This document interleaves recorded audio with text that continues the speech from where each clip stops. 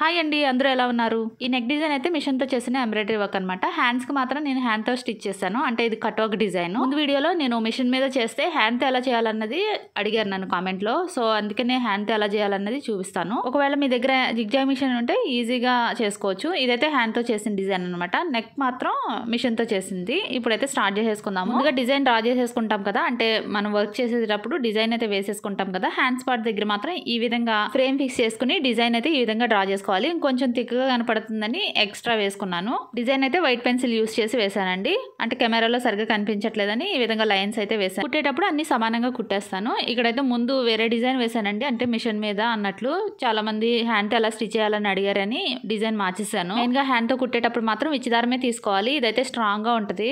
మామూలు సిల్క్ దారం అయితే వాడకూడదండి కట్ వర్క్ కి.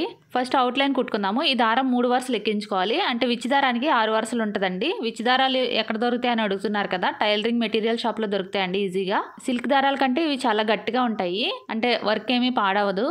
కట్ వర్క్ మాత్రం ఇవి మాత్రమే యూస్ చేయాలి. లేదు అంటే సిల్క్ దారాలు అయితే మాత్రం కట్ వర్క్ చేసేటప్పుడు దారాలు పోగులు తెగిపోతూ ఉంటాయి. ఈ విచ్చి దారాల్లో కూడా చాలా వెరైటీస్ ఉంటాయి. కొన్ని షేడ్ అయిపోయి ఉంటాయి, అవి చూసుకొని తీసుకోవాలండి. యాంకర్ థ్రెడ్స్ అంటే అవి కలర్ చేంజ్ అవ్వవు అనమాట, అవి తీసుకుంటే బెస్ట్. అవుట్లైన్ ఇలాగా గొలుసు కుట్టుతో కుట్టుకోవాలి. ఇది అన్ని బేసిక్ స్టిచెస్తో వేసే డిజైన్స్ అయితే చూపిస్తానండి నేను. ముందు వీడియోస్ ఒకసారి చెక్ చేయండి మీరు కనుక ఫస్ట్ టైం వస్తే. ఈ కార్నర్కి వచ్చేసరికి ఒకసారి నిడిల్ కిందకి దింపేసుకోవాలి ఈ విధంగా. మళ్ళీ స్టార్ట్ చేసుకోవాలి. అంటే అదే గొలుసులోంచి పైకి తీసుకున్నట్లయితే షేప్ అవుట్ అవ్వకుండా నీట్గా వస్తుంది. కార్నర్ అంటే మనం ఎలాగైతే డ్రా చేస్తామో అలానే కార్నర్ నీట్గా వస్తుంది, లేదంటే రౌండ్ వచ్చేస్తుంది. ఇదిగోండి కంప్లీట్ అయిపోయింది కదా. నీడిల్ ఒకసారి దింపేసుకుని మళ్ళీ ఒకసారి నీడిల్ పైకి తీసుకోవాలి స్టార్టింగ్ దగ్గర నుంచి.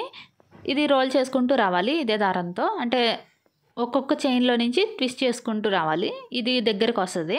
ప్రతి చైన్లో నుంచి ఈ దారం తీసుకున్నట్లయితే ఈ విధంగా రోల్ అవుతుంది కదా. చూడటానికి ఎలా కుట్టామో తెలియదు, ఒక తాడులా కనిపిస్తుంది. పైకి థ్రెడ్ వర్క్ కూడా హెవీగా కనపడుతుంది. అంటే మిషన్ మీద వేసినప్పుడు మాత్రం కొంచెం హెవీగా కనపడుతుంది కదా, హ్యాండ్తో కుడితే అంత ఎక్కువగా కనిపించదు. కాబట్టి ఈ విధంగా చేస్తే హెవీగా కనిపిస్తుంది పైకి థ్రెడ్ వర్క్. చూడండి పక్కన చైన్ స్టిచ్కి దీనికి డిఫరెన్స్ కనిపిస్తుంది కదా. ఇప్పుడు ఇటు సైడ్ చేసుకున్నట్లనే అటు సైడ్ కూడా అలానే చేసుకోవాలి. ఇదిగోండి ఇక్కడ లాస్ట్కి వచ్చింది కదా, ఇక్కడ నీడిల్ కిందకి దింపేసుకొని ముడి వేసేసుకోవాలి బ్యాక్ సైడ్. నెక్స్ట్ లోపల చెక్స్ డిజైన్ కుట్టుకుందాము. ఈ లైన్స్ కుట్టుకోవడానికి సేమ్ దారమే తీసుకున్నాను. ఇంకా సేమ్ అవుట్లైన్ అయితే ఎలా కుట్టుకున్నామో సేమ్ అలానే ఈ లైన్స్ అన్నీ కూడా అలానే కుట్టుకోవాలి.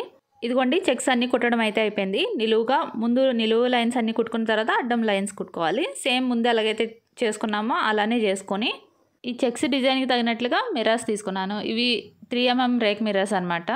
ఇవి అంటించడానికి ఫ్యాబ్రిక్ గ్లూ తీసుకుని అంటించుకోవాలి. మొన్న ఒక కామెంట్లో నాకు ఫెవికాల్తో అంటిస్తే మొత్తం అన్నీ ఊడిపోయినాయి అని చెప్పేసి కామెంట్ పెట్టారండి.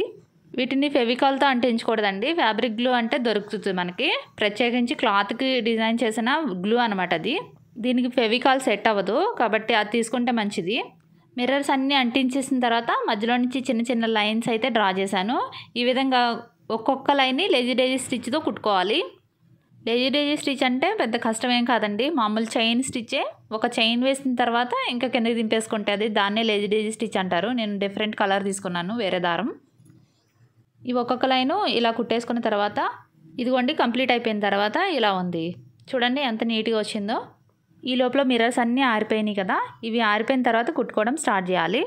ఇవి చాలా చిన్న సైజు మిర్రర్స్ కాబట్టి వీటిని కుట్టుకోవడానికి ఎక్కువ వరుసలు తీసుకోకూడదు దారం, లేదంటే మిర్రర్ కనిపించదు. 2 లైన్స్ తీసుకుంటే సరిపోద్ది.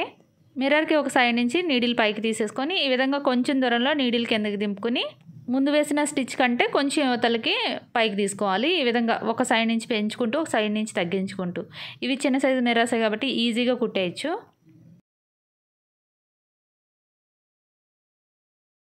ఇదిగోండి ఈ విధంగా మిర్రర్ వర్క్ కంప్లీట్ అయిపోయింది. ఇలానే అన్ని మిర్రర్స్ కుట్టేసుకున్న తర్వాత బ్యాక్ సైడ్ ముడి వేసేసుకోవాలి. కట్ వర్క్ చేయడానికి అగరబత్తిని వెలిగించుకోవాలి. మనం చెక్స్ డిజైన్ అంటే బాక్స్ వదిలేసుకుని బాక్స్ అయినా చేసుకోవచ్చు. లేదు అంటే నేను మొత్తం అయితే చేస్తున్నాను ఇక్కడ డిజైను. అంటే డబల్ కలర్ కనిపించేటట్లయినా చేసుకోవచ్చు, ఇంతకుముందు మిషన్ ఎంబ్రాయిడరీలో చూపించినట్లు. లేదు అంటే ఇలా మొత్తం అయినా రిమూవ్ చేసుకోవచ్చు. చెప్పాను కదా థ్రెడ్ వర్క్ అయితే కొంచెం బాగానే కనిపిస్తుంది చూడటానికని. లైన్స్ చూడండి ఎంత నీట్గా కనిపిస్తుందో. ఈ డిజైన్కి తగినట్టుగా సాటిన్ క్లాత్ తీసుకున్నాను. బ్యాక్ సైడ్ ఈ విధంగా పెట్టేసుకొని ఇప్పుడు అలాగో బీడ్స్ కుడతాను కాబట్టి ఇంక దీనికి అటాచ్ చేసేయచ్చు. చిన్న సైజు బీడ్స్ తీసుకున్నాను, పాల్ బీడ్స్. వీటిని కుట్టేటప్పుడు కాటన్ దారంతో కుట్టుకుంటే గట్టిగా ఉంటాయి. ఈ విధంగా క్లాత్ని అటాచ్ చేసుకుంటూ కుట్టేసుకున్నట్లయితే ఒకసారి ఇంకా ప్రత్యేకించి అంటించిన అవసరం లేదు. మిర్రర్కి అటు ఇటు 2 బీడ్స్ కుట్టుకుంటే సరిపోద్ది, ఎక్కువ అవసరం లేదు. బ్యాక్ సైడ్ ముడి వేయటం అని చూపించలేదు కదా, ఈ విధంగా దారంలోంచి తీసుకుని ముడి వేసేసుకుని ఎక్స్ట్రా ఉన్న దారాన్ని కట్ చేసుకోవాలి. ఈ విధంగా ఇది 2 హ్యాండ్స్ రెడీ చేస్తాను చూడండి. వీడియో యూస్ఫుల్ అనిపిస్తే లైక్ చేయండి. బాయ్.